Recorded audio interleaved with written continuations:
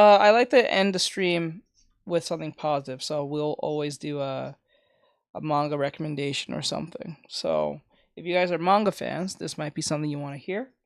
I do, and just to let anyone know, any of these videos that you see, the reason I ended off the way I do every time is because they're gonna be potential videos in the future that was gonna be posted on YouTube as a independent video. That's why we do them in sections. So that's why I say what I say, like and subscribe and all that stuff. That's why, for those who don't know. So all right, let's start this with Sufferance and the best new manga recommendations. Let's go. Story to me, something that I find rather interesting. It reminds me of early 2000s horror island manga mixed with the art style of something akin to My Hero Academia. Narratively, it's very similar to the newer Hell's Paradise, just not as fleshed out currently, and that is just due to time. This is a story within Weekly Shonen Jump, so naturally you expect battle action manga, but for the first time in what seemingly is quite a long time, we have a horror manga, something that is within its own lane currently and has no real competition right beside it. So for now, it is the only one of its kind. So for now, if it does survive the axe or cancellation wave, you could probably expect a lot of other horror-esque manga to follow suit. This is a story about evolution, Darwinism specifically, and how certain animals and plants and things are evolving on this very secluded island. They're not taking the normal evolutionary route, they're rapidly growing and increasing because of potentially outside elements. This is allowing plants to mature and evolve to become somewhat even humanoid. This is allowing animals to evolve into more sentient creatures, more intelligent ones. So when we send humans there to investigate why this is taking place, to uncover the secrets of this island and its evolution, a lot of things get crazy very quickly. Nope, not getting copyright on that one. This is not a safe island, and it is definitely not a safe place. When I say that it's kind of similar to Hell's Paradise and My Hero Academia, I mean that respectfully. Artistically, it is very beautiful, very crisp, very gritty, and it has a nice sense of weight and creativity behind it to really show off the horrifying nature of what this island represents. Narratively, when it comes to Hell's Paradise, the one thing it does miss in comparison is it's more religious. For the sake of humanity, do not anger the intelligent octopuses. Context and undertones, which I'm perfectly fine with because we're sticking with Darwinism, which is more natural in a sense, but in a way, if you're dealing with an isolated event like this, a lot of things can come in and change that tone very quickly. I'm very interested to see what this story does, how I'll check you content tomorrow. Take care. No problem. Thank you. I appreciate it, bro. Thank you. wants to evolve further, and I like the little duality companionship between the JoJo-like stand anemone who's attached to the main character's body. It has a long journey ahead of it, and hopefully it can survive. Astro Baby is by an author that I really appreciate. They done Soloist in a Cage, so when I heard about their new story, I was already interested. This author has a great understanding of building worlds, building beautiful, struggled characters, and having them go through very difficult, turbulent timelines. Because this is like an alien, parasitic type manga, I was very quickly reminded of the feeling I got when reading Parasite. I think there might be a lot of light inspiration there, but also a pinch of Tokyo Ghoul mixed with this playful design of something akin to Hitman Reborn. Being that its focus is these parasitic aliens that take over the human body and disguise themselves, they have a ghoul-like appearance. And our main character is connected with this very intelligent parasite, one that is higher ranked than the others, except they're in a human form. They are within the body of a child. What are you doing, Sir Hui? You behaving? Yes. MR? Yes, I'm behaving. I'm being good. We're about to finish our last video, so we're just doing these recommendations. A brand new born baby, and this baby has connected with the main character, so they're kind of interlocked with each other and are struggling to figure out how to maneuver. I forgot this commercial was for the PlayStation. He's behaving, Aaron. Yes, I'm being good. Like this I remember this commercial was for PlayStation. From here on forward, this is a military human that is here to protect the city that's been quarantined off, now connected with a very intelligent parasite, and said military that he worked for is hunting him down. But there seems to be other sentient parasites that just don't really know about each other. So it's kind of turning into this weird cat and mouse game where survival of the fittest is taking place, but also parasitic aliens are trying to obliterate all these humans, but it's all squished within a specific city that has been kind of walled off from the rest of the world as to not spread the infection. I know this author can do great things, and I expect Astro Baby to follow similar tracks, to be fun, to be entertaining, but also very emotionally charged, and overall just a very incredible read. But so far its foundation is comfortable, and I expect a lot of people to love it. Wild Strawberry is another plant-like manga, but it has this appeal to it that either you really like or you don't really like at all. I'd just like to say I like to take a bite out of them thighs. Great job, Teach. Looks yummy. Yes, the legs are a little bit too wide on the right here, but yeah, we can make it work. I'll fix it later, but thank you. Difficult time, in my opinion, trying to figure out what it wants to be. Does it want to be horror? Does it want to be an action manga? Does it want to be a mystery manga?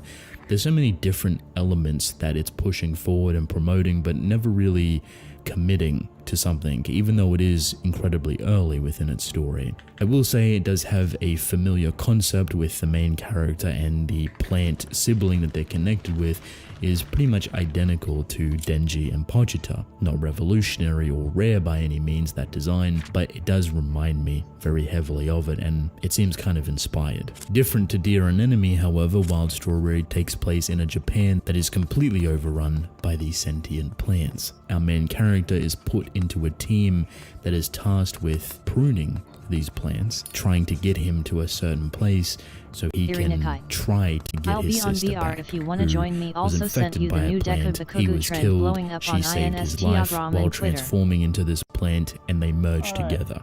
This squad that he joins is filled with a bunch of interesting characters, but it does remind me heavily of the Quinque squad from Tokyo Ghoul Re, mostly to do with their weaponry. In Tokyo Ghoul Re, they use weapons that can kill ghouls because they're designed out of the ghouls. In Wild Strawberry, the pruning equipment that they use are designed out of the plants, and they connect with the human that's wielding them, so it's kind of DNA specific. I think this story is going to have a bit of a rough, maybe difficult time keeping its readers engaged and having them coming back every single week. It has variety and has flexibility, but is the writing behind its characters and their interactions enough to keep people sticking around?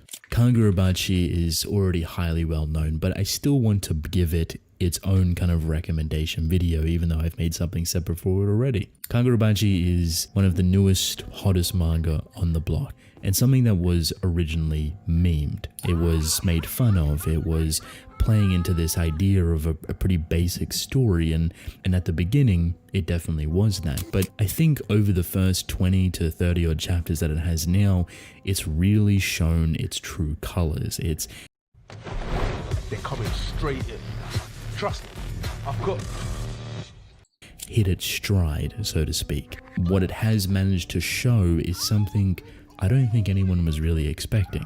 There's only so much enjoyment that you can get from a pretty basic sword story, but where Kagurabachi shined is within its villains. The first character that you get that is the opposing force to our main is someone so incredibly memorable, almost similar to Mahito in Presence from Jujutsu Kaisen, using this as a vessel to increase popularity and have this really cool dynamic and show off between the main character and the villain, having their ideals tested, their beliefs changed and conflicted, and trying to understand how these swords work throughout different people was incredibly fascinating and entertaining. It has good action, has good characters, and I think it can become something very successful given the author gets comfortable within his world, within his characters, and continues to write solid events. They're very new to the industry, so it must be very nerve-wracking, but I think they have something very special on their hands, and I truly believe that we have seen bits and pieces of that specialty. You're looking at something that can be honed into incredibly high heights and super fun funs. Ruri Dragon, I have to put here. It is an older manga, but for reasons a little bit different. See, it only has a handful of chapters, and when this story first came out, it was incredibly popular. A lot of people were very happy with it, very excited for it, and I'll explain why within a moment. Unfortunately, the author went through some health issues and had to kind of abandon the story as to care for themselves and go to hospital and try to recover. It took a lot longer than you would expect, and I'm surprised that Weekly Shonen Jump actually kept the story around for so long. And I think that's a pretty respectful thing for a company or a magazine that is so quick and gung-ho to completely cancel and axe certain stories before they actually get to something that they want to write. They kept Ruri Dragon around for a long time. I'm not gonna lie, as cool as that sounds really... That sounds really disheartening for other stories that was probably even just as good or better. I really like one of them was what do you call it? Hunter's Guild. I think it was the original assistant to Horikoshi made their own manga called Hunter's Guild. I think it's called Hunter's Guild. Or The Hunter's Guild. And it had a very similar art style to that of My Hero Academia, but different still. And the story seemed really interesting, really cool. And it got axed because I guess they just didn't see anything in it. Samurai. Yep, Hunter's Guild. Yeah, that was really upsetting to me to hear. And then the fact this manga, not saying that the artists don't deserve their share of success, but given any other artists, if they got sick, they wouldn't have had the same opportunity or the same, like, you know, privilege. So that's kind of unfair. But then again, it's like, good for him. I'm glad that he at least, or they, I don't know, he, I forgot if it was a male or not, but like, at least they respected them enough to at least wait for them to come back or something. That's crazy. I know they're still in the hospital, probably they're still getting better, but Jesus, that's kind of a dick slap across the face of people who are probably just as deserving as that, so. Returned, and picking up where they left off, nothing has really changed. Their art is just as good, their story is just as good, their character writing and dialogue is absolutely perfect and superb, and I couldn't be more happier for them. Their story is getting moved out of Weekly Shonen Jump and heading over to Jump Plus, where they'll be able to publish it bi-weekly, which is great for the recovery and health of authors. I feel like this story deserves a lot of support, and I want to support it because I genuinely enjoy it. It's a slice of life, it's a coming-of-age story, it's very young and innocent, but surprisingly very in-depth. It has a ton of creative and gorgeous writing behind it that is, for me, perfectly perceived within its dialogue. It feels engaging, it feels creative without being over the top, it just feels refreshing. A very simple, innocent story about a young girl coming of age, with dragon-like abilities alongside. When you have dialogue and writing that backs up the struggles of all of this. It's not that it's a depressing manga, it just knows how to engage incredibly well with the audience that is reading it. I wish it all the best, and I think it has an incredibly bright future ahead of it. Welcome to the end of the video. If you've made it this far, thank you. I appreciate it. Leave a like and subscribe, that'd be nice. Also, check out some of these videos here. The more you watch, the more YouTube recommends me and it supports me, and I appreciate that. And you'll probably enjoy the video. Let me know how you feel about any of these new stories if you're reading them, and with that, I will see you all later. Alright, with that said, I hope you guys enjoy this. Thank you for guys coming in. Today was a great day. We got a lot of videos out of the way. I have to post most of these videos. I gotta post like 3 of them a day, I think. I think if I get this fast, it'll be 3 a day.